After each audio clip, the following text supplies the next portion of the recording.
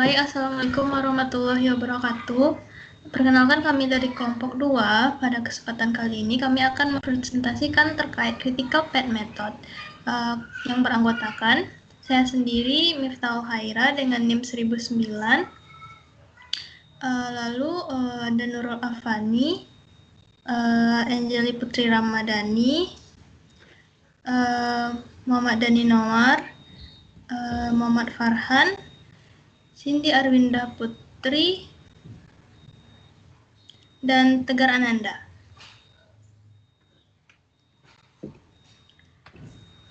Selanjutnya terkait pengertian dan tipe CPM akan dijelaskan oleh Muhammad Daninor. Dani, dipersilahkan.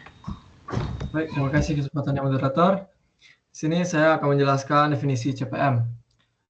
CPM itu sendiri merupakan sebuah teknik modeling atau pemodelan yang berfokus pada pengidentifikasian kegiatan paling kritis dalam proyek dan mengurangi waktu penyelesaian dengan manajemen sumber daya dan aktivitas. Jadi CPM ini digunain sama project manager untuk memprioritaskan aktivitas atau kegiatan proyek. Yang mana critical path di sini itu adalah jarak antara titik start dan finish yang paling jauhnya. Next.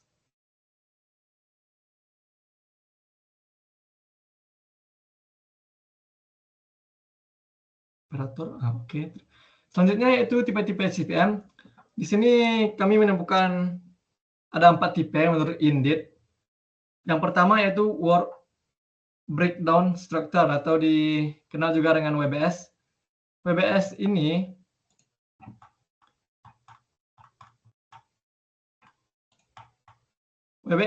adalah teknik manajemen proyek yang membagi proyek besar menjadi bagian-bagian yang lebih kecil dan mudah diatur yang disebut sebagai work package. Ini digunakan untuk mengatur dan mendefinisikan ruang lingkup total proyek. Dapat dilihat contohnya di gambar berikut. Selanjutnya yaitu Project Evaluation and Review Technique atau disingkat juga dengan PERT. PIRT. Adalah metode berbasis probabilitas untuk mengestimasi durasi proyek dengan menggunakan 3 estimasi waktu, optimis, pesimis, dan realistis untuk setiap aktivitasnya. PERT dirancang untuk proyek yang memiliki banyak ketidakpastian seperti dalam pengembangan atau penelitian atau R&D yang belum pernah dilakukan sebelumnya atau kayak pengembangan teknologi baru.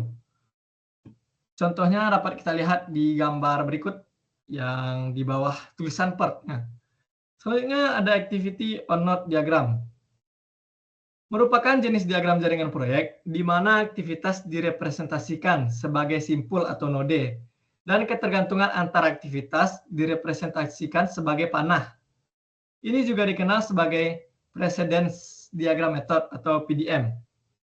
Dia emang sekilas mirip PERT, tapi dia ini digunain untuk yang pasti-pasti, bukan kayak PERT yang penuh ketidakpastian. Contohnya itu kayak dalam proyek konstruksi untuk mengidentifikasi dan menjadwalkan urutan pekerjaan seperti pembangunan fondasi, dinding, dan atap. Selanjutnya flowchart. Flowchart diagram visual yang menggambarkan langkah-langkah atau proses dalam urutan tertentu. Setiap langkah direpresentasikan oleh simbol tertentu seperti kotak untuk langkah kerja, belah ketupat untuk keputusan, dan dihubungkan oleh tanda panah. Flowchart ini digunain kayak ya pada banyak proses-proses bisnis juga bisa flowchart, prosedur pengajuan klaim asuransi, langkah proses manufaktur, dan lainnya. Baik, sekian dari saya kembalikan kepada moderator. Baik, terima kasih kepada Dani. Selanjutnya untuk kelebihan dan kekurangan CPM akan dijelaskan oleh Tegar. Kepada Tegar, dipersilahkan. Terima kasih moderator. Saya akan menjelaskan kelebihan dan kekurangan CPM. Yang pertama itu ada menentukan prioritas aktivitas untuk keberhasilan proyek. Yang dimana ini dapat membantu mengetahui aktivitas apa saja yang harus jadi prioritas demi kesuksesan sebuah proyek dengan melihat hubungan antara satu aktivitas dengan yang lainnya. Yang mana kita itu dapat mengidentifikasi aktivitas yang paling penting dan mempengaruhi keseluruhan proyek seperti fondasinya dan pemasangan tiang penopang untuk memastikan bahwa proyek ini tidak mengalami keterlambatan. Yang kedua yaitu ada mengelola proyek besar dengan efisiensi tinggi. Yang berarti mengorganisasi proyek yang besar dan kompleks sehingga membuatnya dapat dikerjakan secara efisien. Karena CPM ini dapat membantu mengelola tim yang bekerja pada berbagai bagian program. Contohnya seperti UI UX, ada back-end dan keamanan. Yang ketiga yaitu ada optimalisasi alokasi sumber daya untuk penghematan biaya. Nah, di mana ini berarti kita membantu dalam mengalokasikan sumber daya sehingga dapat mengurangi overall cost. Yang keempat ada mengurangi durasi proyek dengan mengoptimalkan critical path. Di sini kita membantu dalam mengurangi durasi selesainya sebuah proyek dengan mengoptimalkan critical path yang berarti kita memfokuskan sumber daya tambahan itu pada aktivitas yang melalui jalur kritis. Next.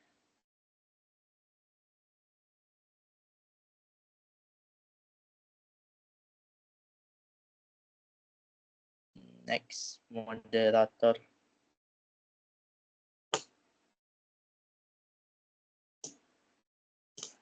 Belum.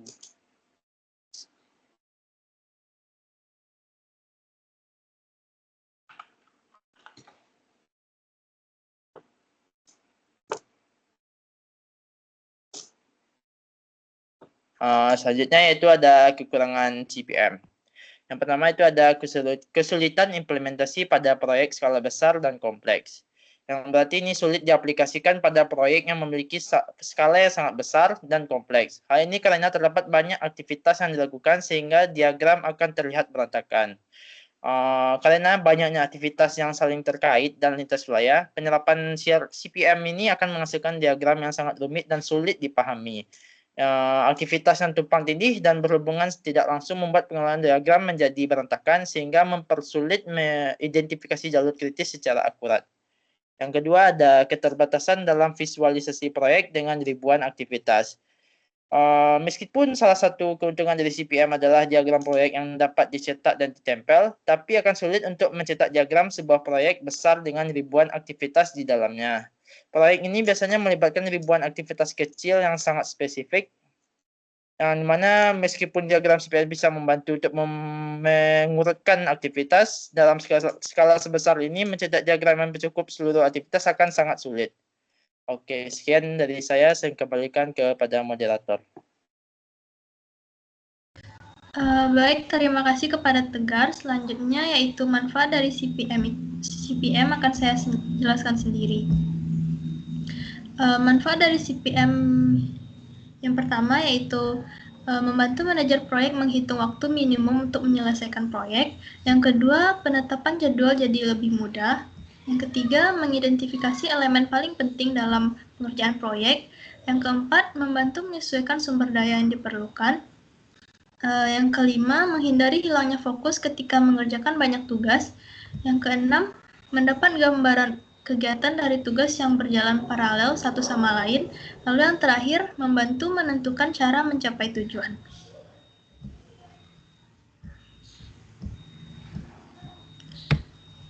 Next. Baik, selanjutnya langkah-langkah CPM yang akan dijelaskan oleh Nurul. Kepada Nurul dipersilahkan. Baik, terima kasih kepada moderator. Berikutnya saya akan menjelaskan terkait langkah-langkah dari CPM ini.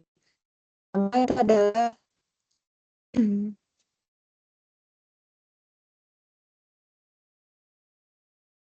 yang pertama itu membuat daftar aktivitas. Daftar aktivitas dalam struktur perincian kerja berfungsi sebagai dasar untuk bagian CPM lainnya. Kita menggunakan struktur perincian kerja untuk membuat daftar semua aktivitas atau tugas proyek yang dibutuhkan untuk memproduksi hasil akhir. Yang kedua, itu ada identifikasi dependensi. Berdasarkan struktur perincian kerja, tentukan tugas yang saling bergantungan. Ini juga akan membantu kita untuk mengidentifikasi pekerjaan yang dapat dilakukan bersama tugas lainnya. Misalnya ada tugas B. Nah, tugas B itu tergantung tugas A yang telah siap. Selanjutnya itu ada buat diagram jaringan. Merupakan mengubah struktur perincian kerja menjadi diagram jaringan yang merupakan diagram alir yang menampilkan kronologi aktivitas. Buat kotak untuk setiap tugas dan gunakan anak panah untuk menggambarkan dependensi tugas tersebut. Dan kita juga akan menambah komponen terikat waktu lainnya pada diagram jaringan hingga mengetahui jadwal proyek umum. Yang keempat, itu ada perkirakan durasi tugas. Ada dua teknik di sini yang dapat dicoba. Yang pertama itu adalah hitung maju. Ini digunakan untuk menghitung tanggal mulai awal atau IS dan akhir awal atau IF dengan memakai tanggal mulai yang ditentukan sebelumnya. Yang kedua itu ada hitung mundur, yang dimana ini digunakan untuk menghitung tanggal mulai terakhir atau LS dan akhir dari terakhir atau LF.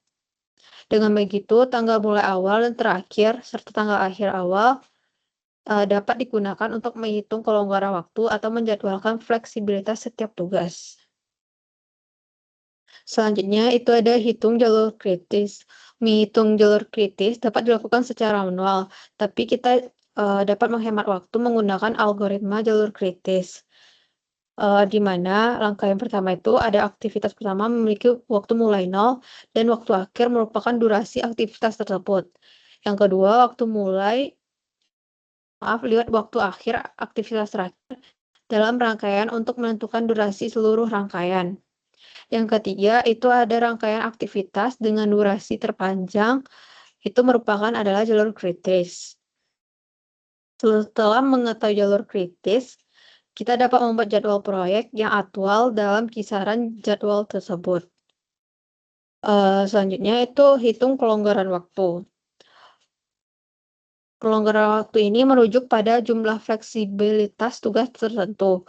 Waktu ini menunjukkan berapa lama tugas dapat ditunda tanpa memengaruhi tugas setelahnya atau tanggal akhir proyek.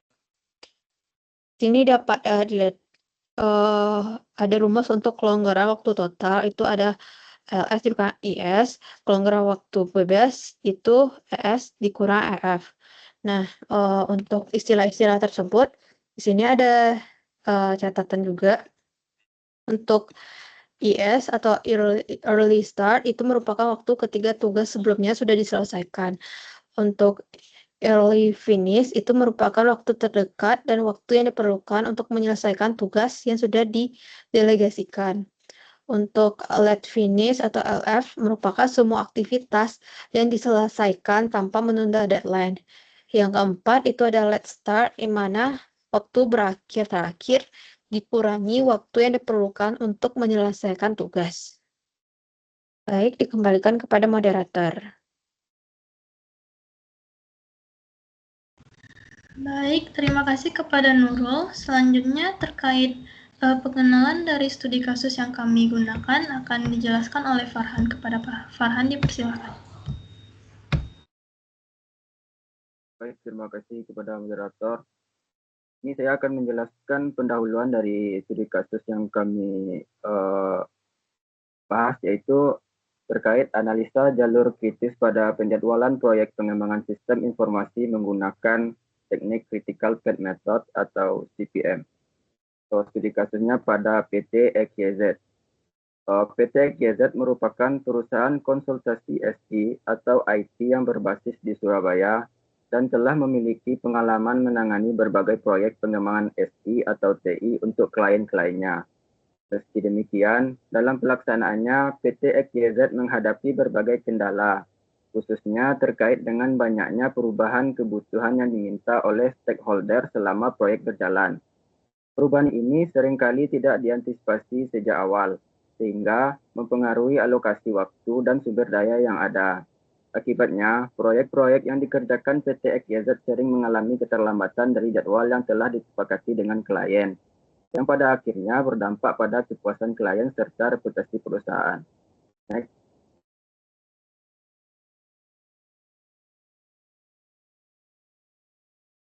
Dampak keterlambatan proyek. Keterlambatan dalam penyelesaian proyek bukan hanya menyebabkan proyek memakan waktu lebih lama, tetapi juga dapat meningkatkan biaya yang harus ditanggung oleh perusahaan. Waktu merupakan salah satu dari 3 komponen kunci dalam kesuksesan proyek, selain biaya dan kualitas. Oleh karena itu, ketika keterlambatan terjadi, tim proyek seringkali harus bekerja ekstra keras untuk memenuhi ekspektasi klien tanpa mengorbankan kualitas hasil akhir. Apabila keterlambatan terus terjadi, maka ini akan mempengaruhi implementasi sistem oleh klien, yang pada gilirannya berdampak pada operasional mereka. Next.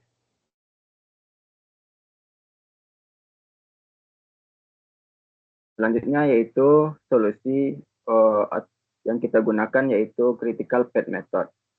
Salah satu teknik yang dapat digunakan dalam pengelolaan waktu proyek adalah analisa jaringan kerja yang bertujuan untuk menentukan urutan dan durasi aktivitas proyek.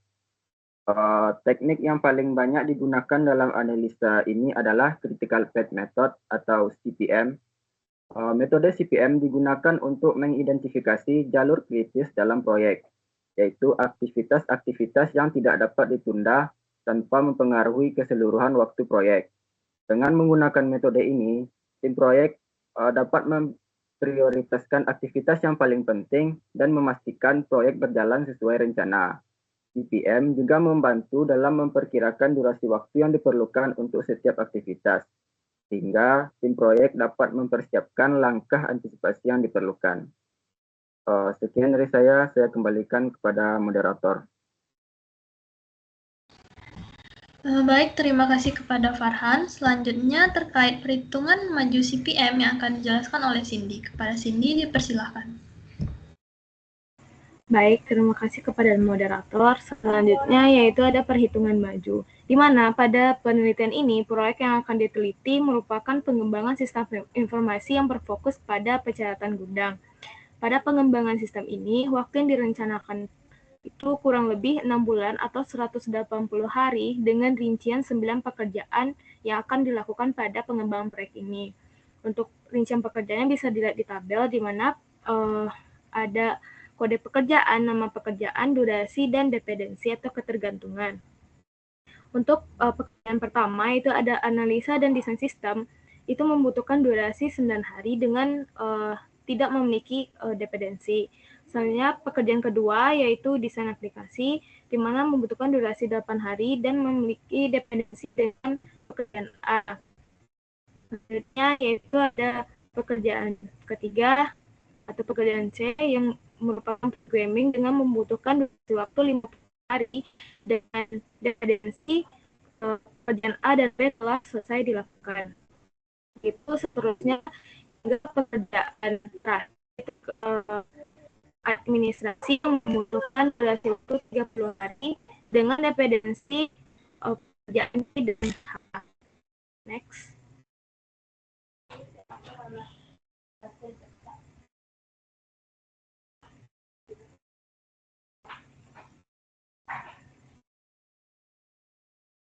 Setelah dari uraian kegiatan yang telah dijelaskan pada tabel tadi, maka langkah selanjutnya yaitu membuat jaringan kerja, di mana jaringan kerja ini dibuat untuk menentukan jalur kritis dari pengembangan proyek ini, di mana untuk menentukan jalur kritis ini bisa menggunakan perhitungan maju dengan tujuan untuk menentukan total durasi dari pekerjaan proyek.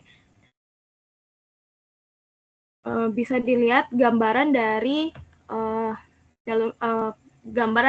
alur pekerjaan proyek, di mana itu ada pekerjaan A dan pekerjaan A ini merupakan pekerjaan pertama.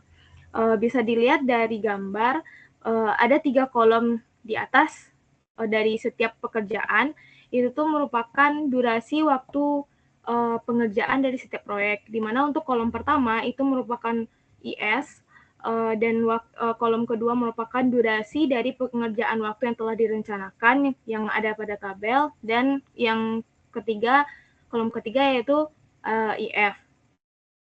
Bisa dilihat di pekerjaan A.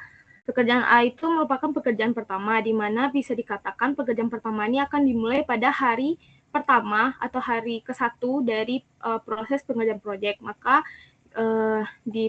dibuat di kolom pertama itu angka pertama, dan yang kedua itu kolom kedua durasi. Seperti yang telah dilihatkan di tabel sebelumnya, durasinya itu ada 9 hari. Dan untuk IF-nya itu adalah batas waktu terakhir pengerjaan proyek. Di sini sebenarnya waktu pengerjaan proyek itu batas terakhir itu pada hari ke-10, tapi untuk mengantisipasi terjadinya melewati batas deadline, maka IF ini sendiri itu dikurangi dengan 1 hari, atau bisa dibilang lebih maju 1 hari dibandingkan targetnya. Begitu juga dengan pekerjaan B. Di sini untuk waktu pekerjaan B itu dimulai pada hari ke-10. 10 ini didapatkan dari hari pertama pekerjaan A ditambah dengan durasi pengerjaan proyek A, maka didapatkan 1 tambah 9, hasilnya 10. Begitu juga dengan pekerjaan C sampai pekerjaan I. Berdasarkan jaringan kerja pada gambar tersebut, diketahui bahwa total waktu yang dibutuhkan dalam proyek pengembangan ini adalah 184 hari. Ini didapatkan dari total terakhir dari pekerjaan terakhir, yaitu pekerjaan I adalah 184. Dan selain itu, terdapat juga 11 jalur aktivitas yang harus dilalui dalam pengerjaan proyek pengembangan sistem informasi pencatatan gudang ini. 11 proyek itu yang pertama ada jalurnya tuh A, G, dan I, yang itu membutuhkan durasi waktu sekitar 19 hari. Selanjutnya itu ada ABGI membutuhkan waktu 117 hari, ABCGI 173 hari, ABCDGI 179 hari, ABCDEGI 182 hari, ABCDEFGI itu 184 hari. Dan ada ACGI itu membutuhkan waktu 165 hari, ACDGI 171 hari, ACDEGI 174 hari, ACDEFGI 176 hari, dan yang terakhir itu ada ACDFHI 123 hari. Dari 11 jalur tersebut dapat disimpulkan bahwa jalur ABCDEFGI menjadi jalur terpanjang dan menjadi jalur kritis. Hal ini dikarenakan total dari durasi pengerjaan proyek jalur tersebut memiliki nilai yang paling besar. Dan juga bisa dikatakan nilai pada jalur tersebut bernilai sama dengan total pengerjaan proyek di awal tadi yang diperkirakan membutuhkan waktu sekitar 180 hari. Sehingga seluruh pekerjaan di jalur kritis tersebut harus dilakukan sesuai dengan waktu yang telah direncanakan. Sekian dari saya memberikan kepada moderator. Baik, terima kasih kepada Cindy. Selanjutnya, perhitungan mundur CPM yang akan dijelaskan oleh Angel. Kepada Angel, dipersilahkan. Baiklah, sebelumnya terima kasih kepada moderator. Di sini saya akan menjelaskan mengenai perhitungan mundur. Baiklah, perhitungan mundur di sini merupakan tahapan terakhir dari alur penerapan metode Critical Path Method atau CPM pada proyek ini yang bertujuan untuk mengetahui aktivitas apa saja yang memiliki kelonggaran dalam pengerjaannya. Dan sesuai namanya, perhitungan mundur ini dihitung dari aktivitas terakhir ke aktivitas awal. Atau tadi kalau perhitungan maju kan dihitung dari A ke I, nah kalau perhitungan mundur ini dihitung dari I ke A. Pada perhitungan mundur ini, kita perlu mencari LF atau late finish-nya dan LS atau late start dari setiap aktivitas. Untuk LS sendiri, atau seperti pada gambar ini kita bisa melihat LS-nya itu merupakan tabel. Kalau kita lihat di aktivitas I itu merupakan tabel bagian kiri bawah yang berjumlah 155. Untuk LS ini sendiri kita mendapatkannya itu dari pengurangan antara LF, atau pada aktivitas I ini kita bisa melihatnya itu di tabel kanan bagian bawah yang berjumlah 184.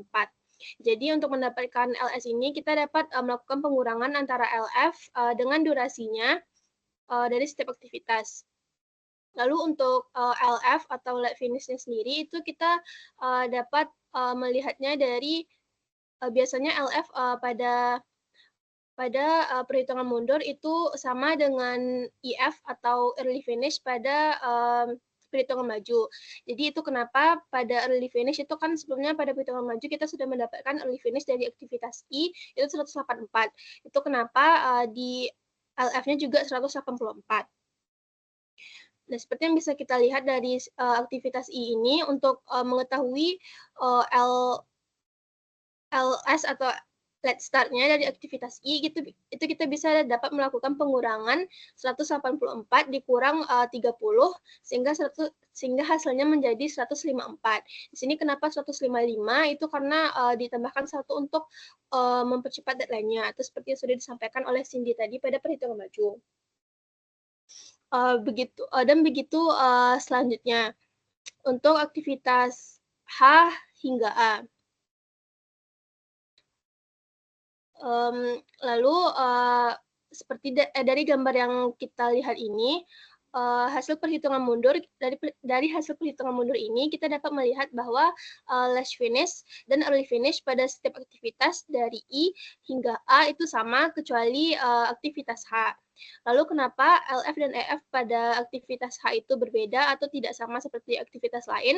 Hal ini disebabkan karena aktivitas H berada di jalur yang tidak kritis dan memiliki waktu antara early finish 104 dan late finish 154, di mana ini artinya antara EF dan LF pada aktivitas H itu memiliki hasil yang tidak sama atau berbeda, sehingga apabila kita menghitung total float-nya atau kelonggaran dari aktivitas H, itu hasilnya tidak nol seperti aktivitas lain. Misalnya di aktivitas I itu kan early start-nya sama late start-nya itu sama-sama 155.